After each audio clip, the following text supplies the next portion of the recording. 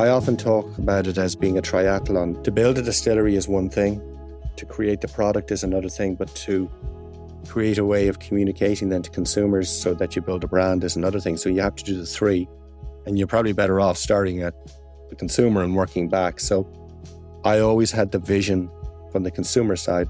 That was the voice of PJ Rigney, the curious mind behind Drumshanbo Gunpowder Irish Gin. And I'm Martin Nutty. And I'm John Lee. Welcome to the latest episode in the Global Irish Nation conversation here on Irish Stew. This episode is brought to you by the American Irish Historical Society, located on Fifth Avenue in New York City. With an extensive schedule of historical and cultural events hosted in a fabulous Gilded Age mansion, the American Irish Historical Society is building connections from the past into the future. Find out more about events at the American Irish Historical Society by visiting aihsny.org. That's aihsny.org. Well, today we travel to Ireland's smallest county by population for one of its biggest stories in business in the latest of our occasional Irish Drinks episodes. Take us there, Martin. Yeah, it's an interesting story here, John. It's good to be back on the stew again. But 10 years ago in the wilds of Connacht, on the shores of Lough Allen, at the foot of the Iarainn Mountains, a new distillery opened for business in the small town of Drumshanbo. Since opening, new products have sprung from the distillery known as the Shed. Its creations have shouldered their way onto premium retail shelves, into the wells of the finest bars across the globe.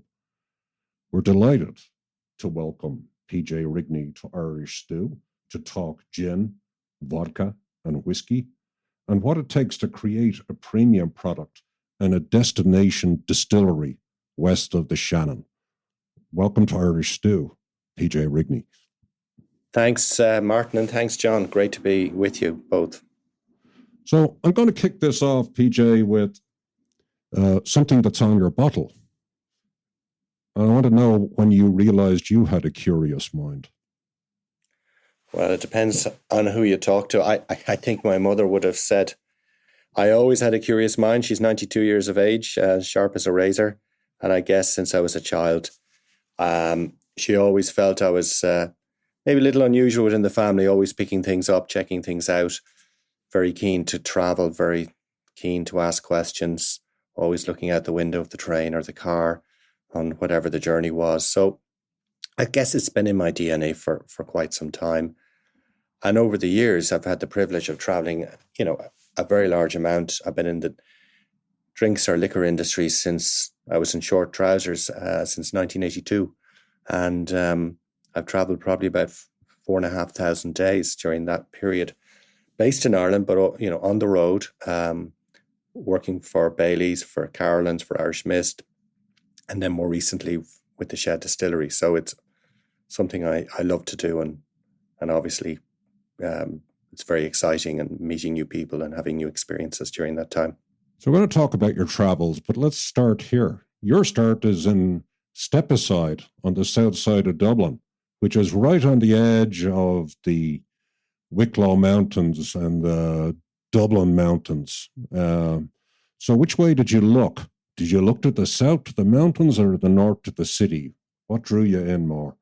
Well, I mean, when I grew up in Stepaside, Sandyford, it was countryside. It was quite rural, and my mum comes from the west of Ireland. My mum actually worked in Drumshanbo, in Rigney mines as the bookkeeper, and that's where my dad met her. He was the auditor.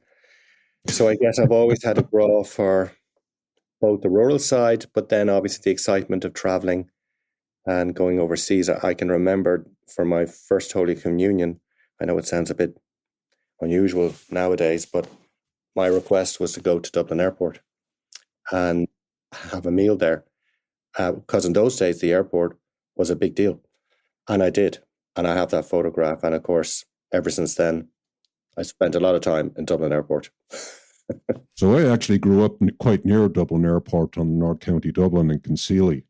And I do remember going to the airport to go to the bar or the pub and have a couple of drinks, and you looked out the window and you saw planes coming and going. And for a child, it was just, an amazing experience.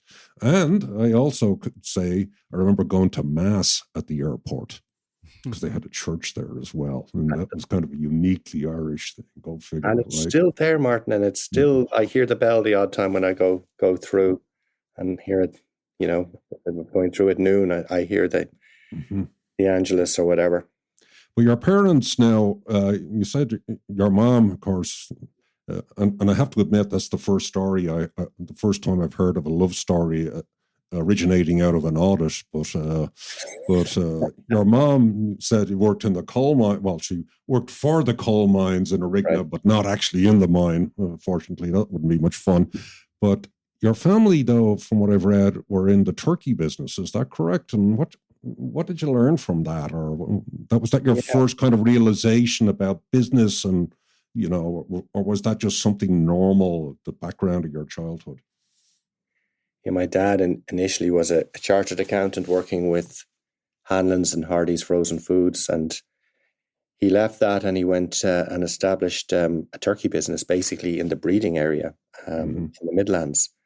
And I guess everybody put their shoulder to the wheel in that business as we grew up. We worked in the summertime there, and we learned the hard graft. And I guess I got a grow for it, and I saw how hard they worked. And we grew up in the 70s, 60s, and 70s, and they were tough times in Ireland. And it was all about education, and it was all about improving yourselves, looking after your kids. So they worked super hard to give us the opportunities. And then I was very fortunate to go to college in Dublin and get a degree in business, and was landed on my feet with one of the few marketing jobs, as it was at the time, in Bulmer's, Sharing's, Grants of Ireland in Clonmel. That's where I started off. I had no idea how much I would enjoy the business, how exciting it would be. I just knew I didn't want to be an accountant. I just wanted to travel and be part of something exciting. And of course, the rest is history.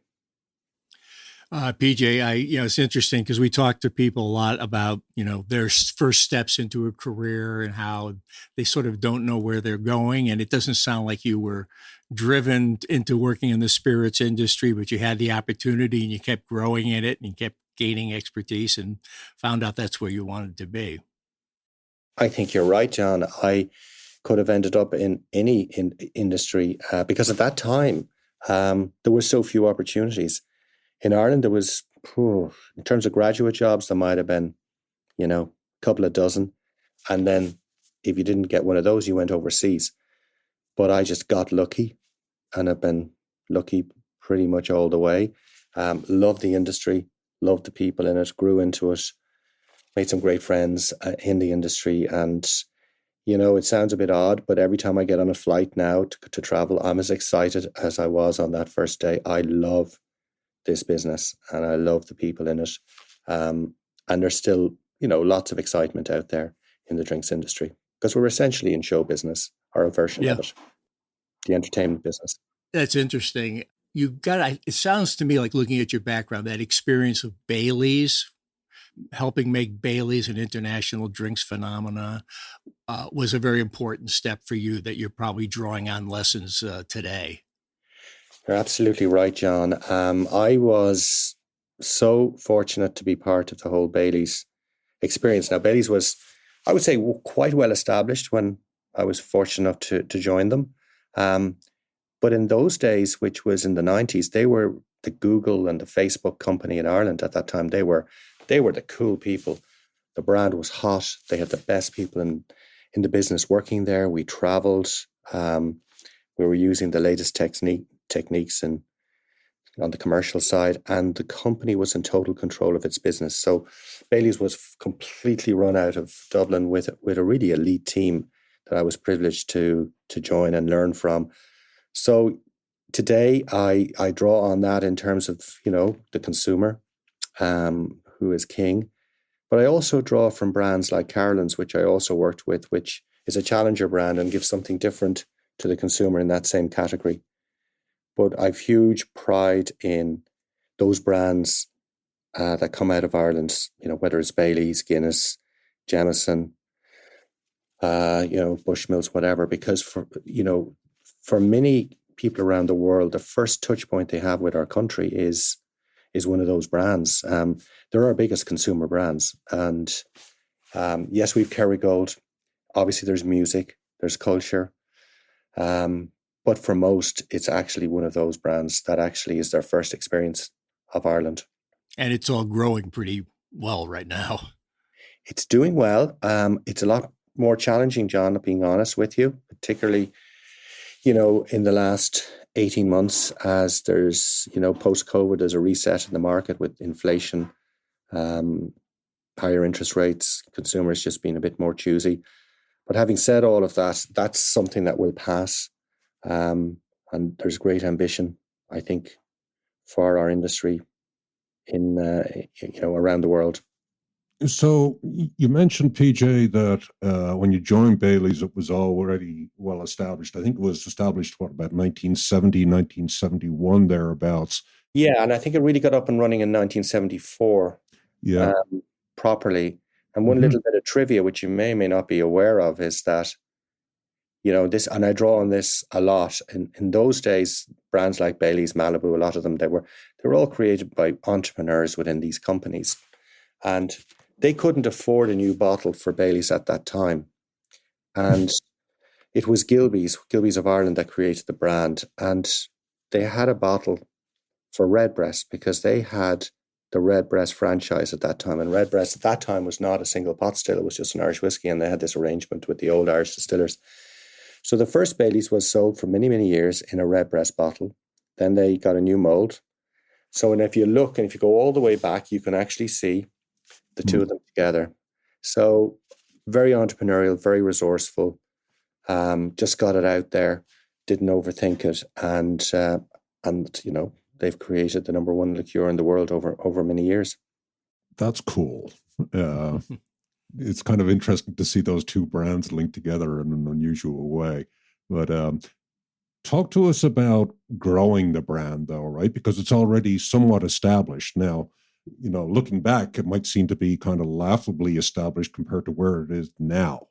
But back then, what was the big effort, the big push at the time when you came on board? And, how big was the market? Where were you? Where were you trying to get to? That kind of stuff. And what did the whole Irish thing bring to that? There's a lot of expertise, as you point out, in Ireland in the beverage business, right? Guinness is obviously the 800-pound gorilla.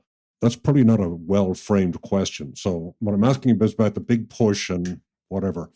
Yeah, because it's actually a very interesting question, because you hit on something that was, that again, I was, when I look back, it was something very simple that was happening in Bailey's at the time that I joined. When I joined, Bailey's was very much a after-dinner liqueur sipped by primarily ladies in a sherry type glass. And the move was so simple. It was to move it to consumption with ice. And the consumption with ice transformed that brand to become a mainstream premium brand. So for a period of 5 to 10 years, we just focused on consumption with ice and some cocktails and with coffee. And, it doubled the business. And over that, probably more than that, something so simple. And I can remember, when I was looking after the Americas and Australasia, and when I joined, there was an ad for the brand in Australia, TV ad, and it was they had this matchmaker in a cart, an Irish matchmaker in a cart, and he was selling the Baileys, and it was all about the magic of falling in love and all this kind of stuff, which of course really kept the brand in a very old-fashioned position. And after a fair few battles, we managed to persuade them to go with the new campaign, which is "You want ice, you got ice." And we created a new advertisement in TV in Australia. And of course, it transformed the brand into double the business. just to move it away from that after dinner thing. PJ, I think you had your fingers on the pulse of the American audience as well. Americans love ice. Yes, they do, and also to take it out of that after dinner occasion, which is very limiting.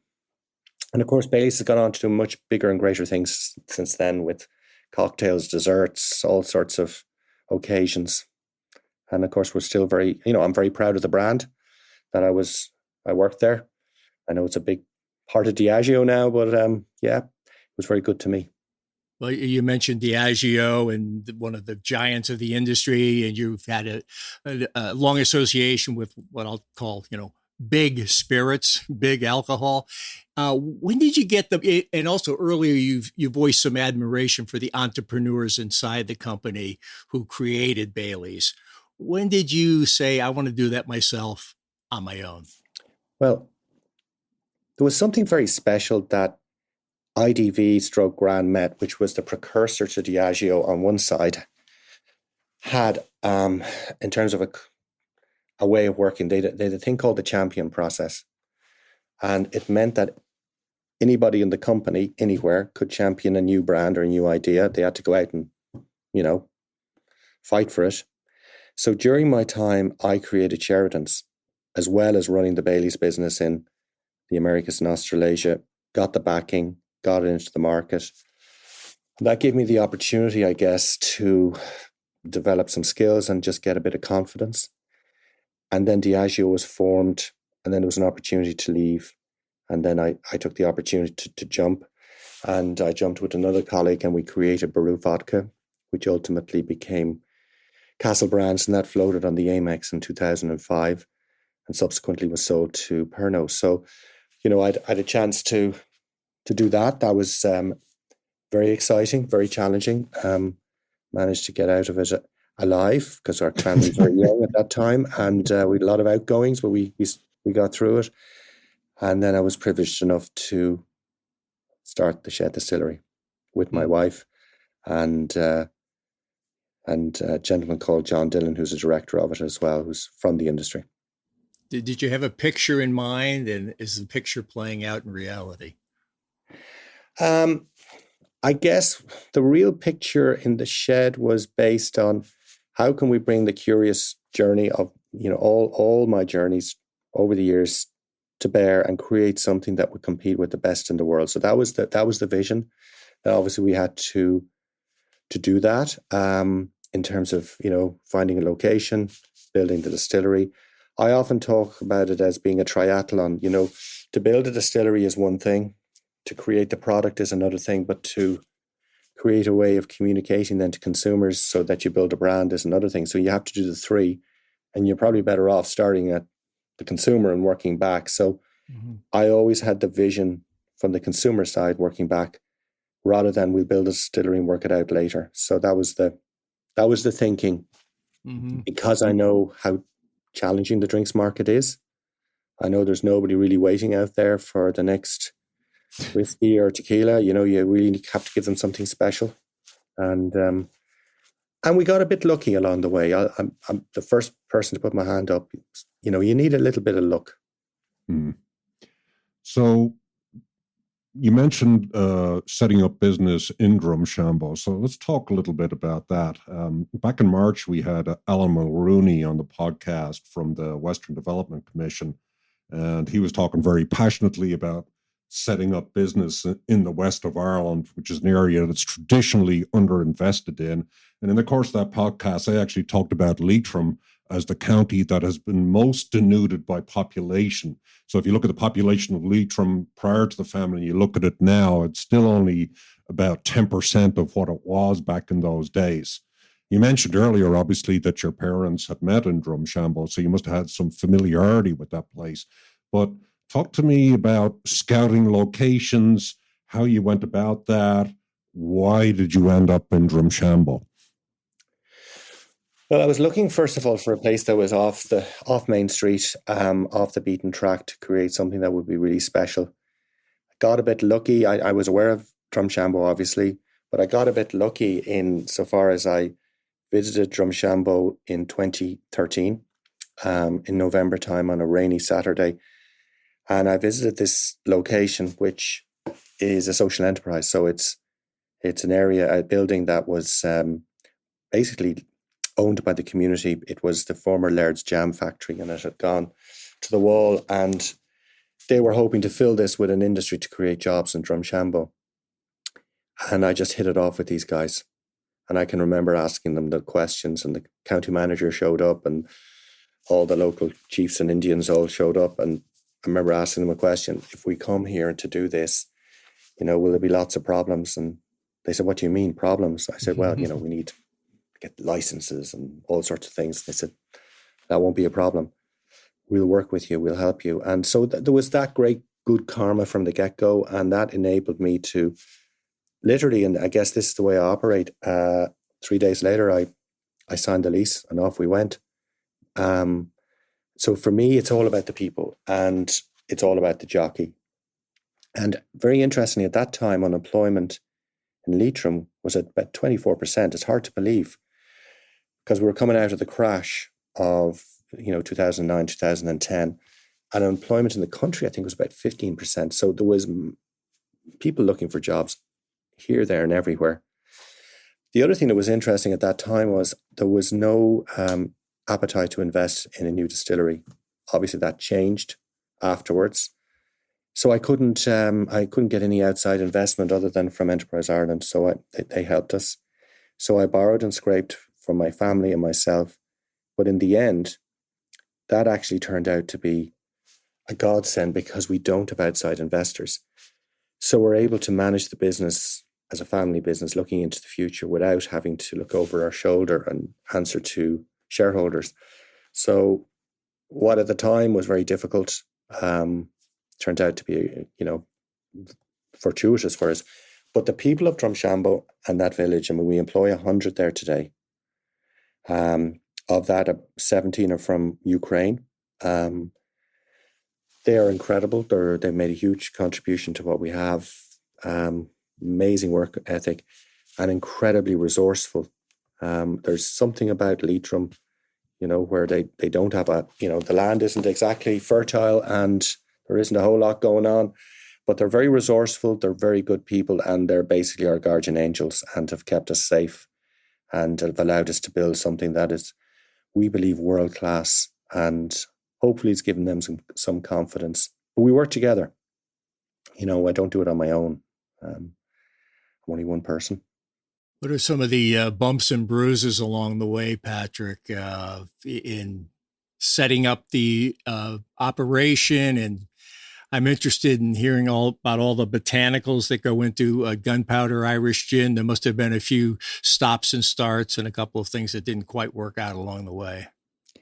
Well, there was a lot of trials, and I got lucky with the equipment. All our equipment comes from Holstein in Germany. So when we started off, we got off to a great start. But I got particularly lucky with our head distiller, and that was a game changer. And I didn't realize at the time on how important that was going to prove to be. To get a distiller at that time in Ireland, there was hardly anybody who had those skills, and I was prepared to bring somebody in from overseas. But there was a gentleman from the US that had been working in Dingle, and he had left there. His name is Brian Taft, and he joined us. But he brought a wealth of knowledge, and between the two of us then, in terms of the various botanicals I would have been excited with along the way, we were able to develop Drumshanbo Gunpowder Irish Gin, but he was crucial, because my learning in distillation was quite limited. So he basically has trained me, and today we've 7 distillers, and he's trained them all. So we're quite heavily, employed in that sense. So we do everything by hand. Actually, one of the key points of difference is that we distill and bottle everything at the shed. So everything's done there. We don't buy in whiskey and sell it on. Right. Everything we sell is produced there. You mentioned the by hand, and is it Brian Taft? Brian Taft, yeah. Brian Taft. I looking at your botanicals, I was interested in the local meadow sweet, and on your website it notes that he and his daughter go out and pick it. Yeah, they do at this time of year, and it's as simple as that. It grows wild. You see a lot of it actually on the side of roads, but it's very plentiful. So he goes out and collects that. That's one of his things that he does. Let's set the table here, and I'd like to pretend that I'm ignorant of gin, but I'm not. Nor I. For listeners maybe that haven't imbibed my favorite cocktail, what makes gin gin? Well, I guess the first thing is, from a technical point, all gin has to have juniper berries within it. That'd be probably the simplest thing. In terms of, I suppose, the experience of gin, it's that citrusy juniper, be refreshing taste, very mixable in cocktails as well as obviously in tonic, which is more the European way of consuming it, whereas in the US it's primarily in cocktails. And it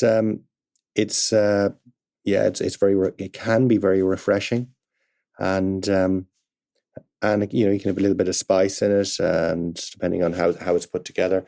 Ours is distilled for 9 hours, rested for 21 days. We do a very light cold filtration, so the oils are, still retained, and we only use fresh citrus in our recipe, and they're actually in the vapor basket. So that's limes, lemons, grapefruit, and so on. But they've all come from the journey, and and there's a bit of trial and error in how we create our recipe with brine, but one that actually comes from the journey, starting in China, where gunpowder tea is well known, not too far from Shanghai, and then working our way back to Ireland with the meadowsweet. You mentioned the vapor baskets and the citrus. Is that sort of the citrus is suspended over the alcohol and it kind of releases its essence? What is that all about? Yeah, basically 8 of the botanicals go into the pot and are distilled. So you basically, unlike whiskey, you're kind of taking stuff out, I guess. Here you're adding stuff in. So it goes into the pot, it's distilled. We don't soak, by the way. It just goes in and we distill immediately. And then the alcohol goes up and out through the top, through the vapor basket. In the vapor basket, then we have the fresh citrus. So it doesn't get boiled, inverted commas. And so you're getting the freshness of the citrus, and then it condenses. It's as simple as that. So there's, our stills have all got a vapor basket. We have 3 gin stills, and that's a key point of difference, as well as the makeup of the botanicals. That's the column still? We don't use a column. It's a pot. Oh, okay. Reading about distilling, people talk about pots, they talk about column still. What's the pros and cons? What's the virtues? What should I as a consumer know, or should I know anything about it? I'm not sure. What we talk about is in the case of our Irish whiskey, it's about triple distillation in the pots. It's about the care. It's about the way we do it. It's about the cuts.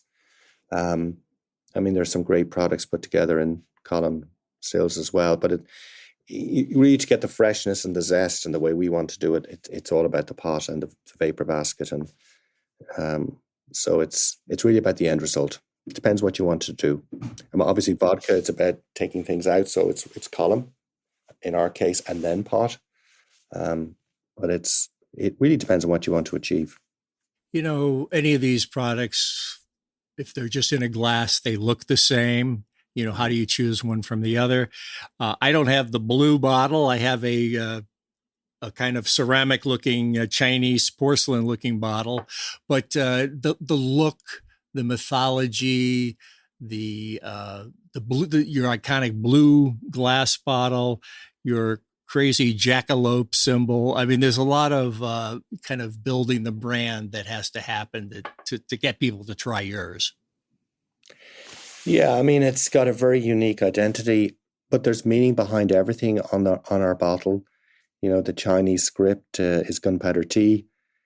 The jackalope is a mythical creature that I've always aspired to. That I'd say sometimes it You can see it around Drumshanbo. The label is there is a bit of a stamp, postage stamp feel about it. So to do with travel, the bottle is, it's got an apothecary feel. Again, just give it some heritage. But then we've got a nice neck booklet which shows the curious journey. So all the time you're trying to communicate to the end user, the experience of the creator of the brand in terms of travel, in terms of excitement, in terms of adventure, in terms of passion, but purposeful, that it wasn't, we went and created something really special. But at the end of the day, then it does look very refreshing and it looks exciting. And if you look at it and you try to deconstruct it, it probably doesn't make sense, the brand, because it looks a little, why would you do something like this? And I think that's part of the attraction. And something actually, going back to my Baileys days, one of the interesting thing about Baileys, and it's also in Coca-Cola, nobody tells you the formula for Coca-Cola in that sense. There's always a little bit left behind. And Baileys, nobody says, well, it's got vanilla in it, it's got a bit of toffee, it's just cream and whiskey. And the same with Drumshanbo Gunpowder. There's layers to the brand, there's layers to learn about, discover. We probably tell more of how it came about, and consumers love that, particularly with this brand. Yeah, I think there's an importance to maintain some kind of mystery about it on a level, something that kind of, it's a unique kind of thing. You obviously don't want to let the whole curtain down, so to speak, right? Or pull the curtain up. I'm not sure which way you're meant to pull it at all. But just thinking about, obviously, my first introduction to the product was I saw the bottle in Dublin Airport. So I said, that's a nice looking bottle, bright blue. I said, gunpowder. Oh, that sounds explosive. Maybe that'll be kind of fun. And then Drumshanbo and like Chinese logo on it. I'm like, what the hell? What's going on there? And so I bought it on a whim. Because, the airport was a great place to buy stuff because you got nothing else to do. And if you have a bit of spare cash left, maybe that you haven't reconverted back in those days, then you're stuck with, euros in New York, and that ain't going to be a whole lot of use. So, but talk to us a little bit about the importance of distribution in the airport environment. Is that a big deal for you? And talk to us about distribution in general, placement. How do you get the product out there? I mean, that's the biggest challenge, I think, even for us. We've done well, but we have so much more to do. And there's a lot of places you will find our brand, a lot of places you won't. And so getting it out there and getting it on the shelves and getting it into people's hands and is a huge task, particularly given that we're not part of a multinational. So we don't have the distribution in the various countries. So we have to go one by one. So we've been very, privileged to build a great network, primarily family-owned businesses. We work with them tirelessly in the way we would have worked in the Baileys days to motivate and train them and help them and support them get the brand into distribution and then introduce it to consumers. It's a tough job. It's a really, really tough job for them and for us. But the good thing about our brand is if you do the work, you get the rewards. There are brands that you do the work and you don't really see a whole lot happen, unfortunately. In terms of airports and ferries, if you go back to the early days of brands like Baileys, Irish Mist,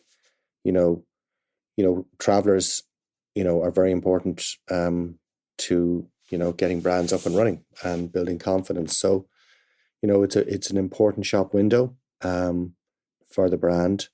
If you go into Asia, it's particularly important for cognac and for high-end Scotch, Middle East across to Asia. I mean, it's huge. It could be as much as 25-30% of some of the brand sales. So very important to us. Obviously, we have distribution in many airports around the world and many ferries. But again, we have a long way to go. We're only in the early stages. PJ, I have a little habit. Maybe it sounds not quite right, but I'll be walking down the street in New York. I'll just duck into a liquor store. And I'm sort of curious which Irish whiskeys they have, which Irish gins they have. I'm just kind of curious. And once in a while I'll see something, I'll pick it up. But the gin category changes all the time. Yours is the only one I reliably see. And I see it one day and I come back 3 weeks later and it's there still. Whereas other brands, they're there for a bit and then they disappear. How do you build that longevity and that consistency? Yeah, I mean, I think the quality of the liquid, the story, the authenticity of it, it's real, comes from a real place with a real person and people behind it. It's very distinctive. It's a very interesting point you make because gin is going through rationalization around the world. Or as one supermarket chain buyer said to me, PJ is going through normalization. And of course I said to him, what does that mean? Knowing what the answer would be, he said, it means that you need to be there on the other side of it. So just make sure that you continue to sell and you continue to support us. So there is definitely normalization taking place in the category, where the retailers in particular and liquor store owners, they just want to focus on the winners now. And thankfully, we seem to be on the right side of that, but can't take it for granted. Right. And a lot of work to be done. But the brand is a sticky brand. People buy it, they come back for it. They enjoy it. They love what we do. We now have, at the distillery, quite a significant visitors experience, which this year will welcome at least 60, 70,000 visitors, many, of that, probably 15,000 from the US.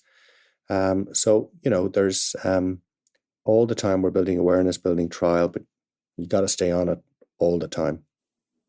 It must be amazing for County Leitrim, both the distillery and the Shed experience, both employment and drawing tourism dollars and tourists and visitors and new fans.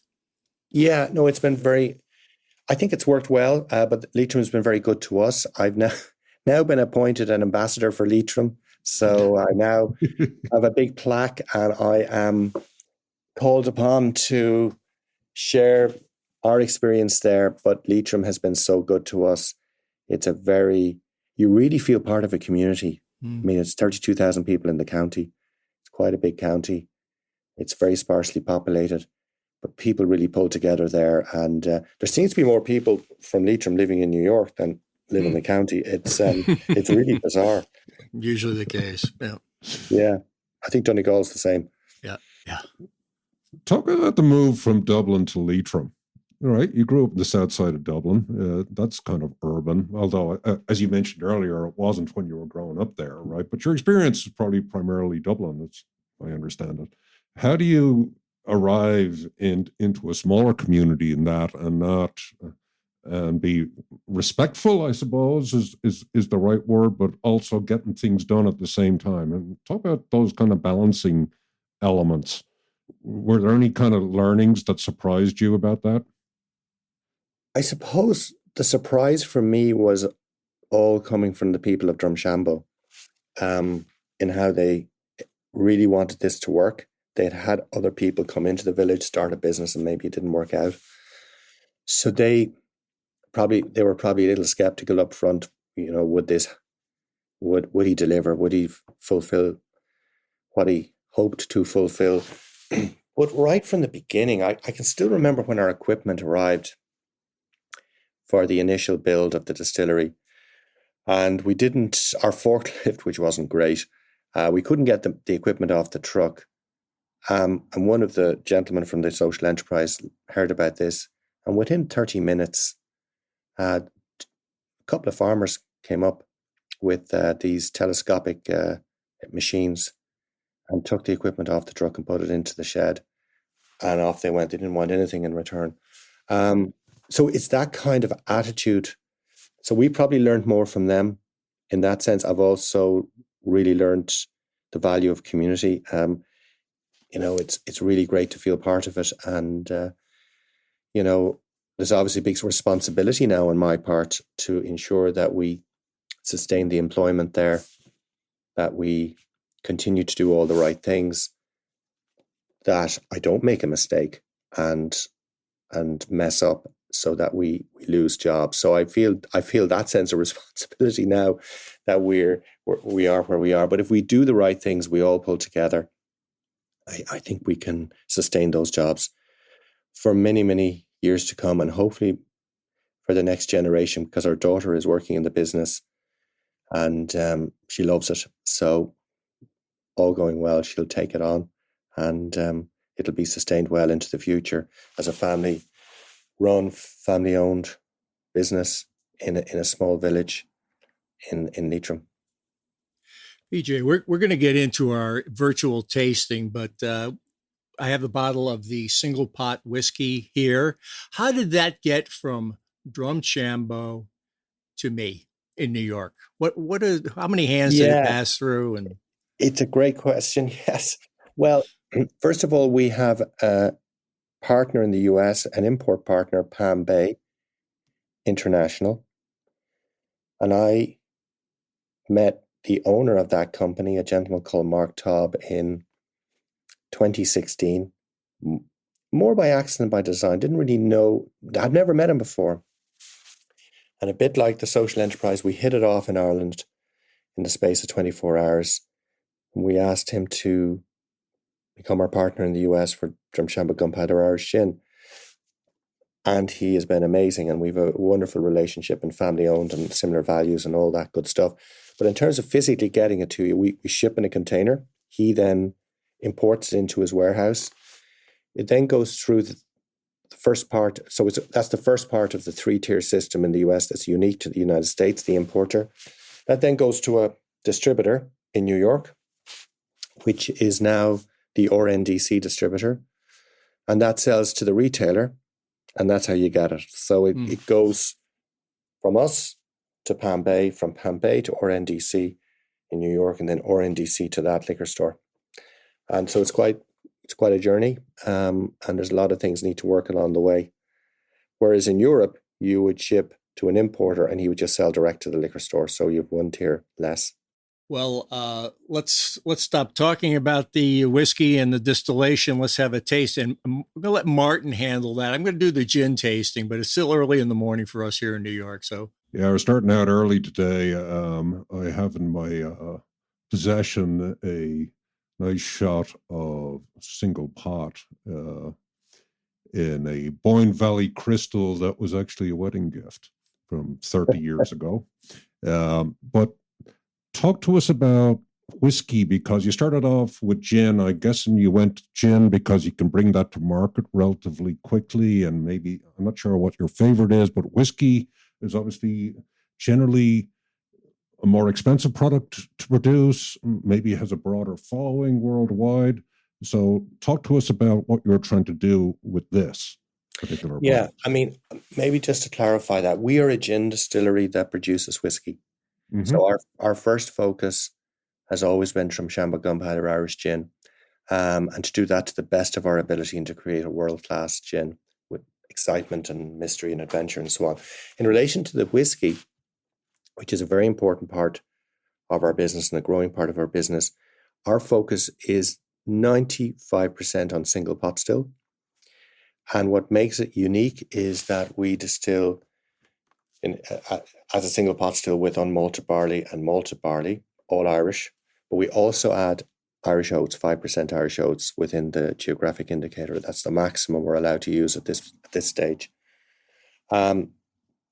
We are aging for between 6 and 7 years, which is quite a long time, but really necessary in as a minimum, we believe, for a single pot still to come into its own. We looked at it at an earlier stage, but it really isn't ready. We do not add any color, we do not chill filter, and we bottle at the Shed, and it's all triple distilled. We use in the case of the single pot Drumshanbo single pot still you have there, we have it's primarily aged in bourbon casks. Those bourbon casks come directly from Jim Beam, and also sherry oloroso. So we have so it's bourbon all the way and then sherry all the way, and then we blend the two together in single pot. So it's hopefully on the nose there you're getting a nice bit of a kind of a pot spice and some dry fruit and aromas on the nose. Yeah, I'm definitely hitting that right now, and quite happily so. So this is my first exposure, actually. I'm good. a big part of the gin fan, but I actually really like this, and I do feel the spiciness of it, which is unusual to me, And we were fortunate to be awarded Best Single Pot Still in Ireland, the Celtic Whiskey Awards there at the end of last year. So, the quality we believe is very high. Again, Brian Taft has been immense in this. Pot still is not easy to produce in the first place. Once you have the oats in there and so on, it helps when you're producing smaller quantities, but we're thrilled with it. Okay, well, let's move on to, both Martin and I are loyal users, consumers of Gunpowder Irish Gin. For me, thanks, primarily in a martini or the gin and tonic. And let me open my commemorative bottle from Duty Free and pour out a little bit. Now, normally I wouldn't just have it room temperature to sip, but maybe that's the best way to get a feel for. There's a lot going on here. Why don't you take me through it? Well, you should be getting a lot of fresh citrus with subtle notes of little spicier oriental botanicals. You should be getting a little bit of the oils because we do a very light cold filtration. So we're not cleansing we're not over filtering the gin, and you should be getting that kind of fresh citrus aftertaste. Obviously, there's the juniper in there as well. What we say as well is when you get to the end of your martini or the end of your cocktail, with Drumshanbo Gunpowder, you'll taste it all the way through. Whereas maybe with some other gins, some of the mass marketed ones, halfway through, you've kind of lost it because it's been well filtered. I've never had it just neat before. It's a whole different experience. And I got that citrus, before you said it. That was before I tasted it. I got the citrus. Yes. Interesting. And PJ, I want to have you lead the effort to teach bartenders worldwide how to make a proper martini, because it's not a universal skill, and I don't understand why. Well, making a good martini is, but to be honest, the Americans are the best at making martinis, and I am not good at making martinis. But it's all about obviously the right glass. It's about having everything chilled. If you want the citrus or the olive, but it's just getting the also making sure that the proportion of Drumshanbo Gunpowder is quite high. Yes, exactly right. The vermouth is an afterthought. Yeah, I mean the vermouth. It's funny because when I started off in my first job as 21 years of age, we were distributing martini in Ireland at that stage. A martini in Ireland at that stage was 100,000 cases. It was huge. And sherry, it just shows how things have kind of moved on. So we're getting, unfortunately, to that point of the podcast where we have to introduce into the room our friend Seamus Plug. So this is your opportunity, PJ, to plug on behalf of something. So the stage is yours. What are you plugging? Well, first of all, I guess I'd like to plug our team in Drumshanbo and the gratitude that myself and Denise have for them and for everybody who has supported us along the way to develop the brand. Our distributors around the world, and particularly in the United States, Pam Bay, who have been the most immense partners, led by Mark Taub and his incredible team, who believed in us, maybe when we didn't maybe believe as much in ourselves as we might have done at that time, and certainly given us the confidence to really go forward, because the US has really been a very important market to us. In terms of our brands and our future, I suppose if anybody has the opportunity to come and visit us in Drumshanbo, we'd love to welcome you. We really have a fabulous tour. a bar, experience, curious gift shop, Jackalope Cafe. It's a great day out if you have the opportunity to visit us in Ireland. If for whatever reason you can't, and you're in the US in particular, we are available. Do try us, and you'll find us in not every liquor store, but in lots of liquor stores.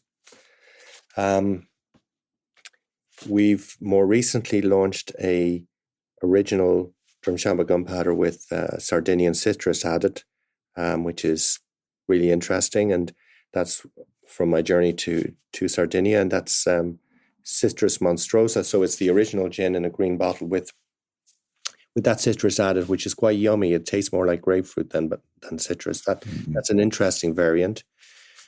And then followed by the original gin with California Orange, again from spending time over on the West Coast.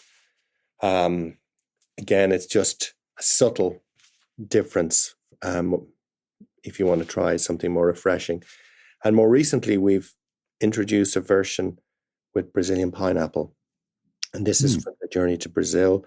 So it's the original gin with some additional pineapple. The pineapple is more intrusive than the California Orange and Sardinian is on those, and ideal for cocktails. And that's hitting the US over the next 2 to 3 months, and hopefully will create more energy and excitement around the brand. So, in terms of our Irish whiskey, Drumshanbo single pot still, what can I say? It's we're very proud of it. We'd love folks to try it, to share it, to give it as a gift. It's worth it, folks. I'm really enjoying it right now. Even though it is before have noon. lunch first. Yeah. It's delicious. Yeah. And, we will continue to focus on quality. We'll continue to do our best to produce great quality and great brands in Drumshanbo. So with that quick tour de force and tour around the world, to Brazil, to Sardinia, to China with our gunpowder tea, etc., and then all the way back to Ireland. So we have all these exotic ingredients all being combined by the curious mind of PJ Rigney. And so on behalf of our listeners and John and myself, I'd like to thank PJ for taking time out of his busy day to tell us a little bit about his journey. It's been fascinating, and both John and I look forward to actually coming and paying a visit in Drumshanbo and seeing where all the magic happens, because, yes, folks, the stuff in those bottles is indeed magical. Cilantro. Thank you, PJ. Thanks, Martin. Thanks, John. I really enjoyed it. Hey, John, great to get some insight into the curious mind of PJ Rigney. What are your thoughts? I think the curious mind, that's a great way to look at it, because I was really impressed with the narrative and storytelling he weaves into his products. He's really a master marketer, and it all seems very Irish from where I sit. And also, on recent episodes, we've talked a lot about the reemergence of the Irish spirits field, but with that reemergence, very crowded field. So Gunpowder Irish Gin has really emerged from the pack. You go into a liquor store in New York, it's the one Irish gin you'll always see in the shelves. Yeah, and one other takeaway I have from this is the importance of rootedness. And it's a word I use a lot. When you realize that the Shed Distillery in Drumshanbo, which has been recently opened a few years ago, has made an enormous difference to a small country town in Leitrim. So revitalization, totally great story. Looking forward to the opportunity maybe of visiting someday in person and drinking a little bit of that old gunpowder gin, maybe using PJ's recipe with a big wedge of red grapefruit. Haven't tried that yet. Sounds good. See you there. Okay. Irish Stew is produced by John Lee, Martin Nutty, and Bill Schultz.